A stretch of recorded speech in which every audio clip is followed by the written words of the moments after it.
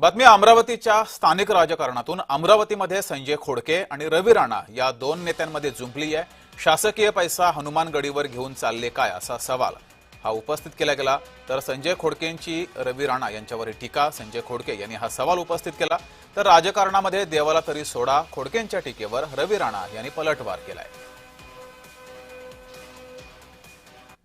या 15 वर्षे इथं आमदार असलेल्या आमदारांनी या साईनगरमध्ये काय केलं तुम्ही पहा। आताही काही भागामध्ये गेलं तर लोक सांगतात की ताईंनी केलेला रस्ता होता, ताईंनी केलेलं हे काम होतं, त्याच्यानंतर काही झालं नाही।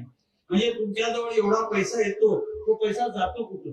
खऱ्या अर्थानं याचं ऑडिट करण्याची गरज आहे आणि या पुढच्या काळामध्ये आम्ही ठरवलेलं आहे की शासनाचा जेवढा जेवढा निधी आला आहे त्याचं ऑडिट करण्याची खऱ्या अर्थानं गरज आहे। शासन एवढा पैसा देतो पण ते पैसे चालले कुठं? शासकीय पैसा आपण घेऊन चाललो का आपल्या काय म्हणतो आपण ते हनुमानगडीवर घेऊन चाललो का? हे तपासण्याची गरज आहे। संजय खोडकेंचं डोकं जाग्यावर नाहीये, त्यांचं मानसिक संतुलन बिघडलेलं आहे आणि या मानसिक संतुलनामध्ये ते देवावरही अशा खालच्या स्तरावर उतरतात। राजकारणामध्ये देव तरी सोडला पाहिजे। बजरंग बली इष्टदेव आहे, सगळ्यांच्या हृदयामध्ये संकट मोचक आहे आणि बजरंग बलीच्या तीर्थक्षेत्रावर अशा प्रकारची टिप्पणी करणं म्हणजे मला असं वाटते संजय खोडकेंचं पूर्ण मानसिक संतुलन बिघडलेलं आहे। त्याला मेंटल हॉस्पिटलमध्ये त्या ठिकाणी ट्रीटमेंट घ्यायची गरज आहे।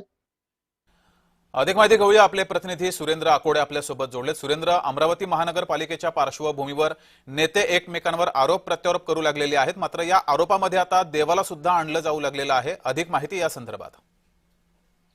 नक्की जगदीश, खरं तर अमरावतीमध्ये आमदार रवी राणा आणि आमदार संजय खोडके हा वाद काही नवीन राहिलेला नाहीये।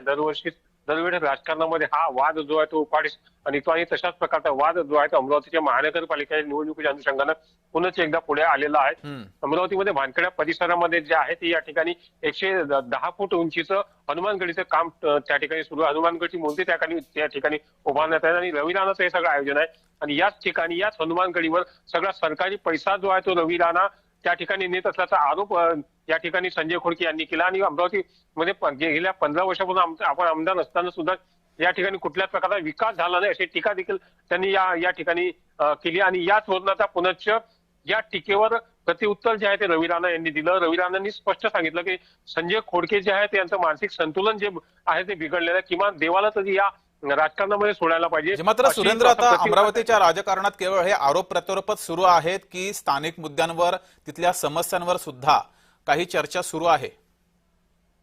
नक्कीच, खरं तर स्थानिक मुद्द्यांवर त्यांनी चर्चा करायला पाहिजे। विकासाच्या मुद्द्यावर हे सगळे राजकारण असतं, स्थानिक कार्यकर्त्यांचं राजकारण, प्रभागाच्या विकासाचं हे राजकारण असतं।